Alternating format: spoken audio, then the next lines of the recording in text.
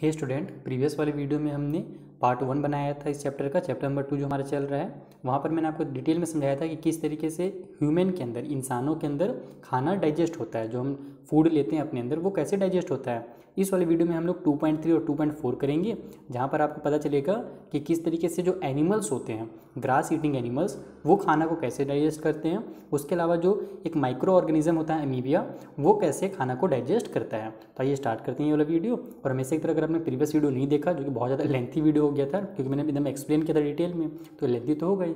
तो वो वीडियो अगर आपने नहीं देखा या फिर अगर आपको नेक्स्ट वीडियो देखना है जहाँ पर मैं आपको नोट कंप्लीट कराऊंगा इस चैप्टर जितने भी एक्सरसाइजेस हैं, क्वेश्चन आंसर है, वो मैं सभी आपको लिखवा दूंगा नेक्स्ट वाले वीडियो में। तो उन सभी वीडियोस का लिंक आपको नीचे डिस्क्रिप्शन बॉक्स में मिल जाएगा। वहाँ जा करके आप ऑल वीडियोस ऑफ चैप्टर 2 में क्लिक करना ना, तो सारे वीडियोस आपको मिल जाएंगे। तो आइए अभी स्टार्ट करते हैं और ये वाला जो हमारा वीडियो है इसे हम डिटेल में समझते हैं। यानी कि ये जो टॉपिक है digestion in grass eating animals. Have you observe cow, buffalo and other grass eating animals chewing continuously even they are not eating। यानी कई बार आपने ऑब्जर्व किया होगा कि जैसे काऊ हो गए, बफलो हो गए, गोट यानी कि बकरी अगर आप घर में हो तो आपने देखा होगा कि वो खाना तो नहीं खाते रहते हैं, फिर भी कुछ ना कुछ चबाते रहते हैं। जैसे हम लोग चिंगम चबाते हैं ना, वैसे ही वो भी कुछ ना कुछ चबाते रहते हैं।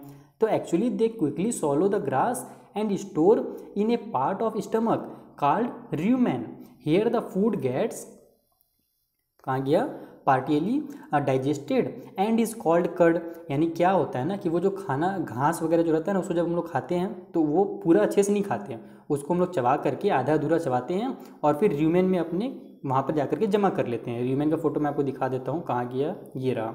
तो ये देखो जो आपको ग्रीन ग्रीन पार्ट दिख रहा है ना, ये काऊ में, यही क्या है, र्यूमेन है, ये वाला पार्ट। तो यहाँ पर वो जमा करते जाते हैं अपने खाना को, और उसके बाद फिर क्या होता है कि यहाँ पर जो जमा हो जाता है वो आधा अधूरा खाना हजम रहता है, वो मतलब कि अच्छे से डाइजेस्ट नहीं हुआ रहता है, वो आधा अधूरा रहता है। तो फिर उसी को कर्ड कहा जाता है। जब यहाँ पर वो खाना जो जमा होता है उसे ही हम लोग कर्ड कहते हैं। But later the curd return to the mouth in small lumps and the animal chews it. यानी कि वो थोड़ी देर बाद क्या होता है ना कि वही जो कर्ड रहता है जो यहाँ पर र्यूमेन में जमा था, वो थोड़ी देर बाद मुंह में वापस आ जाता है और फिर एनिमल उसको दोबारा चबाने लगते हैं। This process is called rumination. और यही जो प्रोसेस है वो र्यूमिनेशन कहलाता है। और ये जो प्रोसेस करते हैं ना जो एनिमल, उनको ही र्यूमिनेंट कहा जाता है। ठीक है। अब देखो क्या होता है, ऐसा होता क्यों है। तो जो ग्रास होते हैं ना, वो बहुत ही ज़्यादा सेल्यूलोज उन पे होता है। ग्रास के अंदर सेल्यूलोज बहुत ज़्यादा होता है। सेल्यूलोज एक तरह से कार्बोहाइड्रेट ही है, जो हम लोग खाना में कार्बोहाइड्रेट लेते हैं ना, रोटी में जो मिलता है हमें, उसी तरीके से जो ग्रास होता है उसमें भी सेल्यूलोज होता है।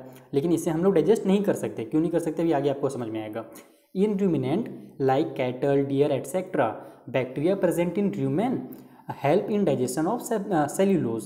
Many animal including human cannot digest cellulose। यानी कि ये जो हमारे सेल्यूलोज होता है, ये र्यूमेन में कुछ बैक्टीरिया प्रेजेंट होते हैं पहले से। यहाँ पर जो र्यूमेन है ना, इसमें बैक्टीरिया रहते हैं, वही सेल्यूलोज को डाइजेस्ट करने का काम करते हैं। लेकिन हम इंसानों के अंदर तो र्यूमेन होता नहीं है। हमने वहाँ पर पढ़ा था ना, एसोफेगस होता है, उसके बाद हमारा डायरेक्ट स्मॉल इंटेस्टाइन स्टार्ट हो जाता है इसमें, लेकिन बीच में एक र्यूमेन आ गया।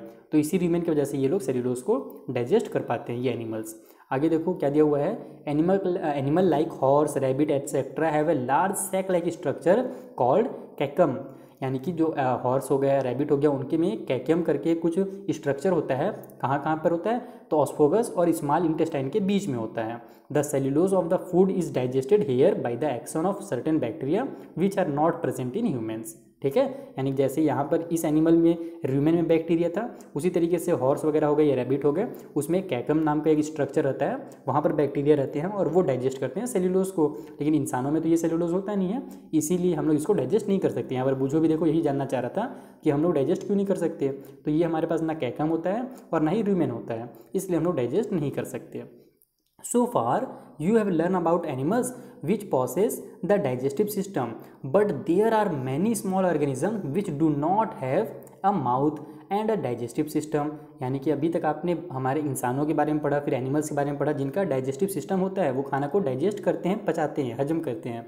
लेकिन बहुत सारे छोटे छोटे ऑर्गेनिज्म ऐसे भी हैं जिनका तो ना मुंह होता है ना ही डाइजेस्टिव सिस्टम होता है, लेकिन वो भी तो एनर्जी को कहीं ना कहीं से तो लेंगे, खाना तो उनको भी चाहिए, मुंह नहीं फिर भी उनको तो चाहिए। तो अब यहाँ पर हमको एक दिया हुआ है अमीबिया के बारे में। ठीक है, अमीबा बोलते हैं इसको, ये दिया हुआ ना, feeding and digestion in amoeba. तो अमीबा क्या होता है, एक छोटा सा एकदम माइक्रोस्कोपिक होता है ऑर्गेनिज्म, यानी कि इसको हम लोग केवल माइक्रोस्कोप से ही देख सकते हैं। ये आपको तालाब वगैरह में, पॉन्ड वगैरह में, वाटर में मिलेगा। कुछ इस तरीके से ये दिखता है, देखो माइक्रोस्कोप से देखने के बाद ये जेली की तरह होता है एक तरह से, ठीक है। तो इसके आपको बॉडी के बारे में दिया हुआ है, मैं आपको सिंपल लैंग्वेज में यहाँ पर समझा देता हूँ। अमीबा का वैसे डायग्राम भी कई बार आता है ड्रॉ करने के लिए एग्जाम्स में, क्लास 8 वगैरह में तो आएगा ही, क्लास 7 में भी देख लेंगे, क्वेश्चन आंसर में रहेगा तो वहाँ पर भी ड्रॉ कर लेंगे, ठीक है।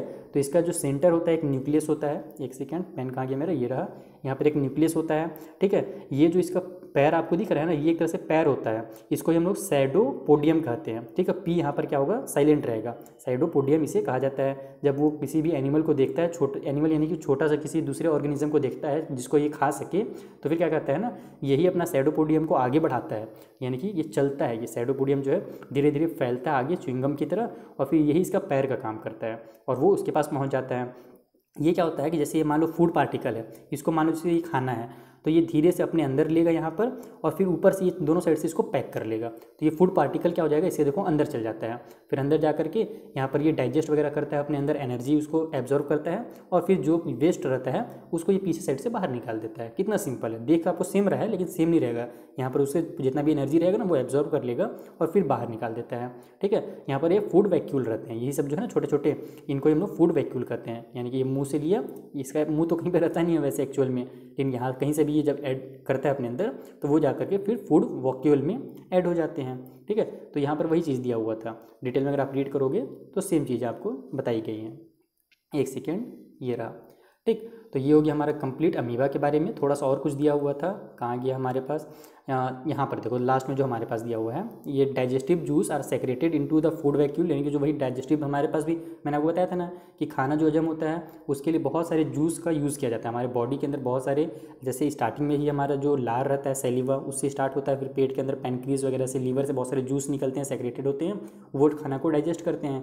उसी तरीके से अमीबा के अंदर भी जो वैक्यूल रहता है उसके अंदर से बहुत सारा जूस निकलता है जो खाना को डाइजेस्ट करता है और सिंपलर सब्सटेंस में उसको चेंज कर देता है, ठीक है। तो ये हमारा कंप्लीट होता है, सिंपल है ये। इसके बारे में देखो, जो हम लोग आगे के चैप्टर्स रहेंगे ना उसमें क्या पढ़ेंगे कि in a later chapter you will learn about the transport of food absorb by the intestine to the various part of the body. यानी कि अभी तक हमने क्या पढ़ा कि हमारे खाना डाइजेस्ट कैसे होता है, हमारे बॉडी के अंदर कैसे आता है, ठीक है। हमारा मान लो ये बॉडी है, तो ऊपर से हमने मुँह से लिया, वो अंदर आया, खाना यहाँ पर डाइजेस्ट हुआ, फिर बाहर निकल गया, इस तरीके से भी हमने पढ़ा।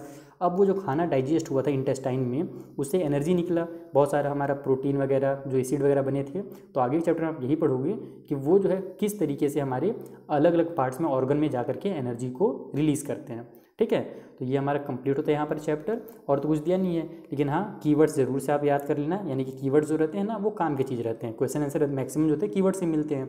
उसके अलावा जब आप अगले बार चैप्टर को रीड करोगे तो पूरा चैप्टर रीड करने की जरूरत नहीं है, आप क्या करना, सिंपल जो यहाँ पर दिया रहता है ना व्हाट यू हैव लर्न, यानी कि जो आपने पिछला चैप्टर पढ़ा पूरा कंप्लीट ना, उसका एक तरह से यहाँ पर सारांश दिया रहता है, तो इसको आप अच्छे से रीड कर लोगे अगर एक बार भी ना, तो आपको पूरा का पूरा रिवाइज हो जाएगा। यानी मान लो आपने हफ्ता भर बाद दोबारा से अगर आपको चैप्टर की जरूरत पड़ेगी, वाला टेस्ट वगैरह है, तो आपको पूरा चैप्टर पढ़ने की जरूरत नहीं है, केवल ये जो हमारे पास मेन टॉपिक्स दिए गए हैं ये सब, इनको आप सिंपल रीड कर लो तो आपका पूरा का पूरा चैप्टर कंप्लीट हो जाएगा। यहाँ पर भी दिया हुआ है, फिर नीचे भी दिया हुआ है, जैसे देखो यहाँ पर अमीबिया के बारे में मैंने पढ़ा अभी, amoeba ingested the its food with the help of its false feet, यानी कि यही जो उसका पैर की तरह होता है ना, झूठा सा पैर, एक फॉल्स फीट इसीलिए कहा जा रहा है क्योंकि वो जो हमारा उसका नाम तो है वैसे तो सैडोफोडिया, लेकिन उसको पैर की तरह भी वो यूज़ करता है, इसलिए उसे फॉल्स फीट भी कहते हैं। तो वहीं से वो क्या करता है, अपने अंदर खाना को लेता है।